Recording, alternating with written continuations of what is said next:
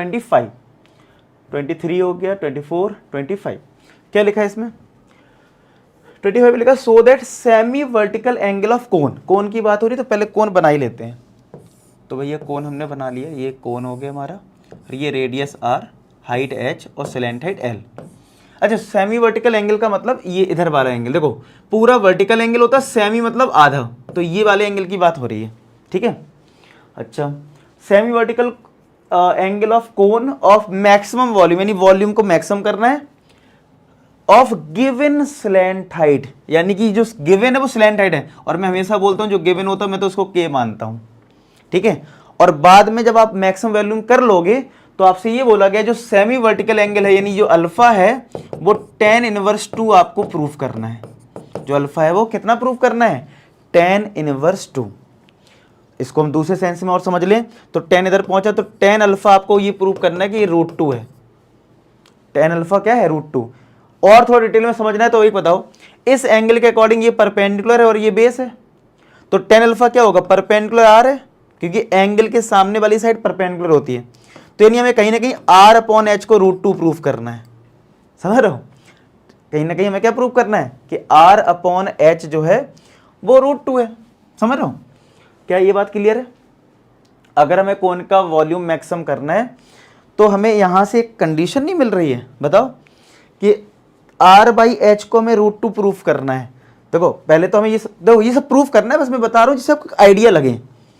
तो आपको एक कंक्लूजन क्या मिल रहा है कि अगर मुझे सेमी वर्टिकल एंगल को ये प्रूफ करना है तो वो अल्फा है, अल्फा यानी tan इनवर्स √2 करना है, तो ये इधर गया tan अल्फा आया। tan अल्फा क्या होता है? परपेंडिकुलर अपॉन बेस, यानी आपको r और h में रिलेशन चाहिए होगा। यहां से आइडिया लगा कि जब आप सिंप्लीफाई कर रहे होंगे तो वहां पे आपको r और h में रिलेशन चाहिए होगा। जैसे ही r h में रिलेशन आ जाएगा तो उसको आप tan अल्फा लिख दोगे और अल्फा निकाल दोगे। लेकिन इन सब करने से पहले हमें क्या करना होगा? वॉल्यूम को मैक्सिमम करना है, तब जाके ये सारी चीजें करनी है, ठीक है। तो चलो वॉल्यूम का फॉर्मूला क्या होता है? तो वॉल्यूम का फॉर्मूला होता है 1/3 पाई r²h।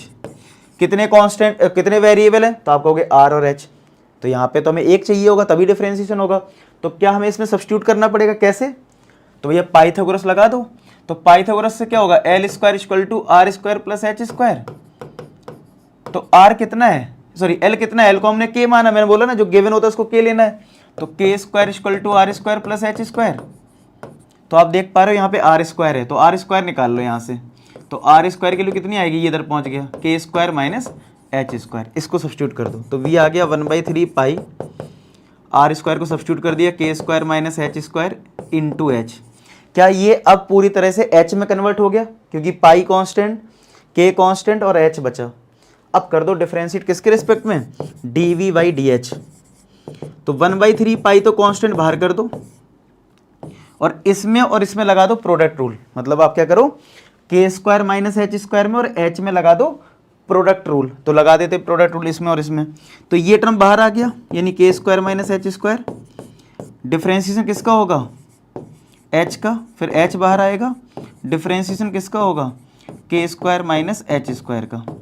तो देखते हैं कितना आएगा। तो 1/3 पाई k² - h², h का डिफरेंशिएशन 1, फिर h, k² का 0 हो जाएगा क्योंकि h के रिस्पेक्ट में कर रहे हो, कांस्टेंट टर्म है k। इधर से आया -2h। तो कितना आया देखो, dv/dh = 1/3 पाई k² - h², और ये -2h² हो गया, तो ये आ गया 1/3 पाई k² - 3h²। यही तो आएगा। अब यही सबसे सिंप्लीफाइड रिजल्ट है, चलो इसको लिख लेते हैं और इसको 0 करेंगे। 1/3 पाई k² - 3h², ऐसा कुछ रिजल्ट आया। इसको हमने लिख के रख लिया, ठीक है। अब इसको 0 करेंगे, 0 कर लिया, तो 1/3 पाई k² - 3h²। 3 तो इधर 0 हो जाएगा, पाई भी डिवाइड होकर 0 हो जाएगा। फाइनली k² - 3h² बराबर 0 आएगा। तो k² यहाँ से 3h² के इक्वल आ गया। अब जिसकी पड़ेगी देख लेंगे। अब ये लेकिन एक रिजल्ट आ गया, चाहे h मान लो चाहे k मान लो, यहाँ से अभी ऐसे बना के रख लिया। अब चलो सेकेंड ऑर्डर डेरिवेटिव्स करके निपटा लेते हैं कि ये मैक्सिमम वॉल्यूम है। तो अगर मैं इसका एक बार और डिफरेंशिएशन कर दूं, D square V upon D H square, तो 1/3 पाई तो बाहर कांस्टेंट है, के स्क्वायर का 0 3 है और एच स्क्वायर का 2h होता है, यानी -6h आ जाएगा, 2 टाइम्स कट जाएगा तो माइनस का 2 पाई एच, क्या ये नेगेटिव आ गया, और नेगेटिव आने का क्या मैक्सिमम हो गया, यानी वॉल्यूम मैक्सिमम हो गया। ठीक है, अच्छा वॉल्यूम मैक्सिमम हो गया। अब आपको क्या करना है, इस सेमी वर्टिकल एंगल निकालना tan वाला, और मैंने स्टार्टिंग बताया था कि आप थोड़ा माइंड में लिख लो कि tan अल्फा जो है कहीं ना कहीं वो क्या है, R/H, यानी आपको R/H की वैल्यू निकालनी है। जैसे ही R/H आ जाएगा तो अल्फा भी मिल जाएगा। तो सोचते हैं R और H कैसे मिलेगा। देखो R और H में ये वाला रिलेशन है, तो अगर मैं यहाँ पे के स्क्वायर को सब्स्टिट्यूट कर दूं तो क्या मिल जाएगा, आप कहोगे हाँ मिल जाएगा, चलो रख देते हैं। तो since R square equal to है K square minus H square, K square की वैल्यू कितनी है 3h स्क्वायर माइनस का h स्क्वायर, तो क्या ये 2h स्क्वायर आ गया।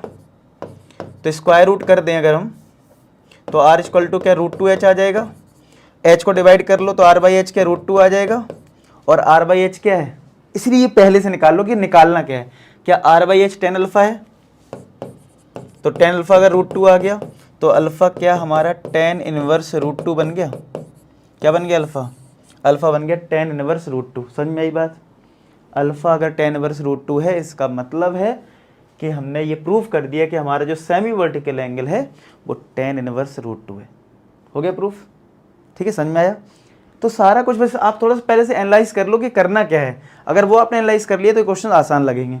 अब चलो देखो नेक्स्ट क्वेश्चन करते हैं। जैसे